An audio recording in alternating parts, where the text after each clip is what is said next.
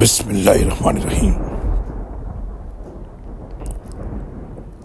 اور کچھ لوگ ایسے ہیں جو بغیر علم و ہدایت اور روشنی بخشنے والی کتاب کے اللہ کے بارے میں بحث کرتے ہیں اور ازراہ تکبر حق سے اپنا پہلو موڑتے ہیں تاکہ دوسروں کو اللہ کی راہ سے بہکا دیں۔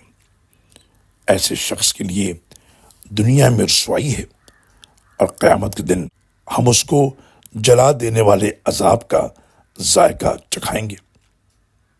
یہ تیرے اپنے ہی اعمال کا بدلہ ہے جو تو نے آگے بھیجے، ورنہ اللہ اپنے بندوں پر کبھی ظلم نہیں کرتا۔ سورہ حج آیت نمبر 8، 9 اور 10۔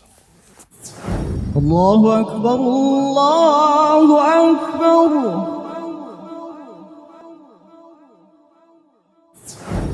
اللہ